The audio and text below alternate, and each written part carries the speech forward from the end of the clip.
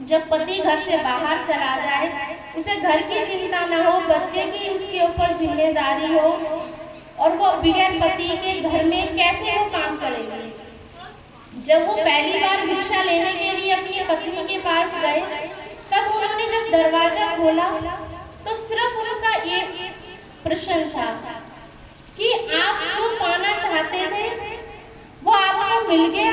उन्होंने कहा हाँ। क्या वो चीज आपको घर में नहीं मिल सकती थी? उन्होंने कहा ये तो मुझे जब वो चीज मिल गई तब मुझे पता चला था कि वो तो मुझे घर में भी मिल सकती थी, क्योंकि वो तो मेरे अंदर थी, मुझे पता ही नहीं था। मैंने तो उनको पाने के लिए मतलब तपस्या भी करी, घर को भी छोड़कर गया, संसार से भी मैं अलग रहना चाहता था, मगर जब वो मुझे मिल गई तब इस बात का तो मुझे बाद में पता चला। मगर अब क्या होता है कि अब तो सब कुछ मेरा छूट चुका है, अब मैं जा तो चुका हूँ मगर अब मैं लौट कर नहीं आ सकता। तो इस बात से हम क्या सोचेंगे? महात्मा बुद्ध की इन पंक्तियों से, इन बातों से हम क्या सोचेंगे कि ये तो हमें बाद में पता चला। अब तुम्हें तो फिर भी परमात्मा के माध्यम से पहले ज्ञान हो रहा है कि जो चीज महात्मा बुद्ध को पाने के बाद पता चली कि वो तो मेरे अंदर थी, वो तो मैं कैसे भी पा सकता था उसे अंदर, मगर ये तो मुझे बाद में पता चला। जब मुझे मिल गई, कोई चीज हो जाती है और कहीं पे मिल जाती है कि अरे ये तो यहीं थी, इसे मैं खोजता तो यहीं पे मिल जाती, मगर वो समय तो निकल चुका था। सिर्फ यशोधरा से ये दो बात करके भिक्षा लेकर वो आ गए। उन्होंने परमात्मा को पाया। उनके धर्म, उनके जो भी शिष्य थे उन्होंने बौद्ध धर्म का प्रचार करा, मगर जब महात्मा बुद्ध ने परमात्मा की प्राप्ति की थी, परंतु वो परमात्मा नहीं थे, ठीक है, उन्होंने परमात्मा की प्राप्ति करी थी, परंतु हम उन्हें परमात्मा नहीं कहेंगे, और ना ही उन्होंने कभी अपने आप को परमात्मा कहा था, नहीं, सिर्फ परमात्मा था। फिर बौद्ध धर्म बना, उनके शिष्यों ने बौद्ध धर्म का प्रचार करा, उन्होंने उन्हें कुछ भी बनाया हो, परंतु उन्होंने कभी नहीं कहा था कि मैं परमात्मा हूँ, नहीं, मैंने परमात्मा की प्राप्ति करी। ये तो बौद्ध धर्म का हो गया, महात्मा बुद्ध का हो गया। ईसा मसीह, हम ईसा मसीह ने कभी ये नहीं कहा कि मैं परमात्मा हूँ, उन्होंने कहा कि मैं परमात्मा का संतान हूँ, परमात्मा नहीं हूँ, मैं परमात्मा की संतान हूँ। उन्होंने अपने आप को नहीं, मगर ईसाइयों ने कहा नहीं, इन्होंने हमारे धर्म के लिए कराया बहुत कुछ, तो ये हमारे भगवान हो गए, जो भी हो गए। इसी तरह से मक्का में काबा से लाया हुआ एक पत्थर रखा है। मोहम्मद पैगंबर साहब ने पहले मान्यता थी कि उनके अंदर भी पहले बहुत से मतलब देवी देवता जो भी उनको मानते थे, परंतु उन्होंने कहा नहीं, उन्होंने मक्का में काबा से लाकर के एक पत्थर रख दिया, उसका कोई आकार नहीं है, वो निराकार है। उन्होंने कहा कि नहीं, अल्लाह एक है, हम इसको मानेंगे। तो सब धर्म में सिर्फ एक इंडिकेट है, सिर्फ एक की ओर इशारा है कि सिर्फ ईश्वर एक है। वाहिगुरु जी ने कहा ओंकार सत्य नाम निर्भय निर्कार, मतलब क्या, सब एक ही है, सतनाम सब कुछ एक है, सिर्फ एक की ओर उन्होंने इशारा कहा, मगर सभी उनको सब उन्होंने कहा, क्या कहा कि नहीं, अब ये हमारे परमात्मा हो गए, ईश्वर हो गए, परंतु उन्होंने वाहिगुरु जी ने नहीं कहा कि मैं हूँ, नानक साहब ने कभी नहीं कहा कि मैं ईश्वर हूँ, नहीं, ओंकार सत्य नाम निर्भय, सिर्फ उन्होंने ये कहा था कि सिर्फ ईश्वर एक है। हम साईं बाबा को मानते हैं, उन्होंने कभी नहीं कहा, उन्होंने सिर्फ एक शब्द, उनका सबका मालिक एक, कि ईश्वर एक है, मगर हमने उन्हें बनाया, जो कुछ भी बनाया, मगर बनने वाले ने कभी नहीं कहा कि मैं ये बन गया, नहीं, हमने उन्हें बना दिया। रीति रिवाज जिस प्रकार से यहाँ ये तो हो गया कि ये सब धर्मों की बता दी कि सबने एक की ओर इशारा करा है, एक ही और इशारा कराए कि सिर्फ ईश्वर एक ही है और हम सब ने उनकी प्राप्ति करी हुई है। मगर सब धर्मों में अलग अलग, सबकी अलग अलग मान्यताएं हुई, तो सबने अपने अपने बना ली। अब रीति रिवाज, एक संत जी थे, वो सत्संग दिया करते थे, तो एक बिल्ली परेशान किया करती थी। बार बार वो सत्संग दिया करते तो उनके पास आके म्याऊं म्याऊं म्याऊं करती थी। वो सत्संग में उन्होंने कहा ये मुझे सत्संग नहीं सुनाने देती, अपने सेवादार से कहा ऐसा इस बिल्ली को ले जा करके बांध दो और जब सत्संग समाप्त हो जाए तो इसे खोल देना। बस सत्संग चलते रहे, महाराज जी सत्संग देते, उस बिल्ली को बांध दिया जाता, फिर सत्संग खत्म होता, उस बिल्ली को खोल दिया जाता। अब ऐसे ही करके सत्संग चलते रहे, साल 2 साल 10 साल। अब क्या हुआ, महाराज जी का देहांत हो गया। अब नए महाराज जी आ गए, सेवादारों की अब नए हो गए। जब समय बीतता है तो सब अलग अलग चलता है। मगर वो क्या हुआ कि महाराज जी नहीं आए। अब सेवादार थे तो उनको किसी में से एक पुराना सेवादार रह गया था। उन्होंने कहा नहीं, महाराज जी सत्संग दे देते तो बिल्ली को बांधा जाता था, फिर एक नई बिल्ली आ गई। ये सत्संग कैसे होगा, पहले बिल्ली को बांधा जाएगा तभी तो सत्संग होगा। उस बिल्ली को बांधा जाता, नई बिल्ली आ गई, महाराज जी नहीं आ गए, सेवादार नहीं आ गए, बिल्ली नहीं आ गई। अब उसको बांधा जाता, फिर उसको सत्संग खत्म होता, उसको खोला जाता। ऐसे ही सत्संग चलता रहा, महाराज जी बदलते रहे, बिल्ली मरती रही, नई बिल्ली आती रही, सेवादार आते रहे। मगर वो बिल्ली का बंधना ही शुरू हो गया कि जब तक बिल्ली बंधेगी नहीं, जब तक सत्संग होगा नहीं, और सत्संग खत्म होते ही उस बिल्ली को छोड़ा जाएगा जब इस सत्संग संपूर्ण होगा। तो हम किस चीज में करते हैं कि उसका हमने मतलब कि मीनिंग तो समझा नहीं कि वो बिल्ली परेशान कर रही थी, मगर हमने उसको क्या बना लिया, रीति और रिवाज।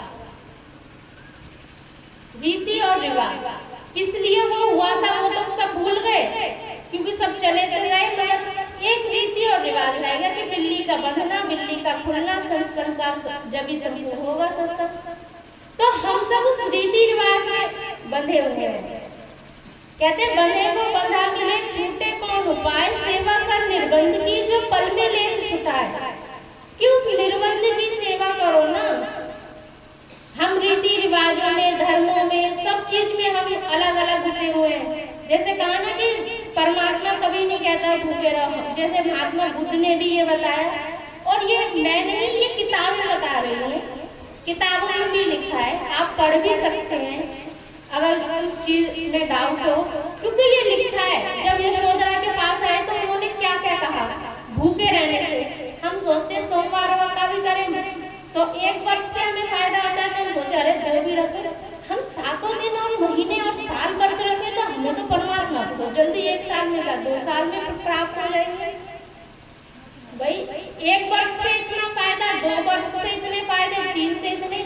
जब हम साल भर व्रत रखेंगे, 2 साल रखेंगे, 4 साल रखेंगे तो क्या फायदा होगा, क्योंकि हमें पता है कि ये व्रत रखने से ये फायदे होते हैं, वो व्रत रखने से वो फायदे होते हैं। मैं किसी की दिल को ठेस नहीं, सिर्फ जो सही बात है उसको बता रही हूँ। यदि तुम 1 साल पूरी साल व्रत रखोगे तो परमात्मा मिलेंगे कि समाधि मिलेगी। वही महात्मा बुद्ध की बात की, छोटी सी 4 औरतों की बात से उन्हें अपने जीवन का सार पता चल गया कि मुझे ऐसे नहीं मिलेंगे, खोज तो मुझे उसके अंदर करनी पड़ेगी। मगर आज तक महात्मा बुद्ध तो वास्तव में भूखे रहे थे, मगर हम तो हर एक वर्ग के अलग वो है, फल फ्रूट भी है कि आज के दिन हम चावल नहीं खाएंगे, आज एकादशी है चावल नहीं। मगर जो हमने परसों तरसों साइंस के लॉजिक से देखो, जो हमने परसों तरसों चावल खाए थे वो हमारे खून के अंदर नहीं है, खून के अंदर है ना। जो नमक मिर्च मैंने कल खाया था, आज तो हम सेंधा नमक और काली मिर्च खाएंगे, और आज हम अन्न नहीं खाएंगे, आज हम आलू खाएंगे और ये सब चीजें खाएंगे। मगर जो कल खाया था वो तो हमारे अंदर है। तो ये रीति और रिवाज में बता रहे हैं, रीति और रिवाज जो कल खाया था वो भी हमारे अंदर है। आज कल खाओ, अगर उल्टी आती है तो कल का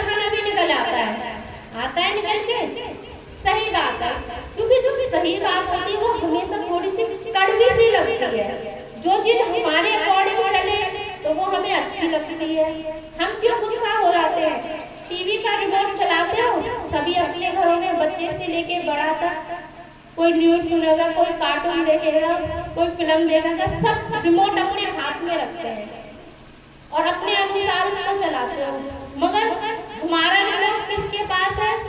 अगर मेरी बात किसी को गलत लग रही है तो उनके दिल को ठेस पहुंच रही होगी कि अरे ये क्या सुना रहे हैं, तो तुम्हारा माइंड डिस्टर्ब होगा। यानी कि तुम्हारे अपने पास अपना कंट्रोल होना चाहिए। यदि हम बात को समझेंगे तो हम गुस्सा नहीं होंगे, उसके ऊपर हम थोड़ा सोचेंगे कि आज महाराज जी ने जो भी आज क्या हमें सत्संग में सुनाया था, क्या वो सही था? अगर हमारा मन के अकॉर्डिंग हम चलेंगे और जो हम कर रहे हैं तो हमें गुस्सा आएगा, नहीं ये सब गलत है, जो मैं कर रहा हूँ वो सही है।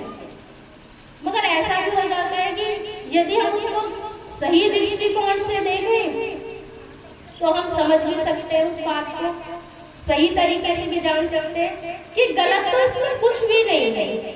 जो कल खाया था वो आज हमारे शरीर के अंदर है, जो आज खाएंगे वो कल। सिर्फ रीति और रिवाज, वही बिल्ली का रीति रिवाज और हमारे धर्मों के रीति रिवाज। शादी सबकी होती है, किसी धर्म में किस तरीके से होती है, किसी धर्म में किसी तरीके से, मगर सब धर्मों में शादी के लिए एक लड़का चाहिए, एक लड़की। रीति रिवाज कुछ भी हो, मगर मेन तो शादी लड़का से और लड़की से और दोनों के मिलन से है कि आपस में जब दोनों की एक सहमति होगी जब वो गृहस्थ जीवन आगे चलेगा। रीति रिवाज कुछ भी हो, किसी भी धर्म में कोई भी बच्चा जन्म लेता है, सबके अलग अलग रीति रिवाज है, ठीक है। ये रीति और रिवाज में काम उलझे हुए हैं। अभी बताया कि परमात्मा एक है और सब धर्मों में एक ही और इशारा करा है। कोई भी धर्म है, सब में एक ही और इशारा करा है। हम कहते हैं कि परमात्मा सिर्फ एक है और उस एक को हमें पाना है। कहते हैं एक घर में बच्चा होगा तो हमारा ध्यान उसी पर रहेगा, दो होंगे तो दो के ऊपर, चार होंगे तो चार के ऊपर। कभी ऐसा हम बच्चे सोचते हैं कि हमारी तरफ किसी का इशारा नहीं, हमारी तरफ कोई माँ बाप ध्यान नहीं दे रहा, मगर माँ बाप का चारों की तरफ ध्यान रहता है, सबकी तरफ माँ बाप का ध्यान रहता है। तो ईश्वर भी कहता है कि मेरे बच्चे कितने भी हैं, कोई चाहे किसी भी धर्म में हो, कुछ भी कर रहा हो, मगर परमात्मा सबके लिए एक है और वो सबको देखता है और कर्मों अनुसार सबको सब कुछ मिलता है। परमात्मा कभी किसी को कुछ नहीं वो करता कि कुछ उनसे कुछ गलत कर रहा है, सबके अपने अपने कर्म है। अगर परमात्मा किसी का भाग्य लिखता तो वो अपने बच्चों के लिए सेम एक जैसा लिखता। आप भी माता पिता हो, यदि आप अपने बच्चों का भाग्य लिखोगे, चाहे आपके 4 बच्चे हैं, किसी के भाग्य में आप ऐसा लिखोगे, चल मेरा बड़ा बेटा है, थोड़ा सा बीमार हो जाए तो कोई बात नहीं, छोटा है वो सही है, वो थोड़ा सा उसका काम धंधा सही ना चले तो कोई बात नहीं है। आप कैसा भाग्य लिखोगे, सब परफेक्ट, कभी चारों में से मेरा कोई बच्चा बीमार ना हो, सब मेरी चारों बहू अच्छी हो, सब कुछ अच्छा अच्छा अच्छा अच्छा अच्छा, क्योंकि आप माता पिता हो तो अपने बच्चे के भाग्य में ऐसा लिखेंगे।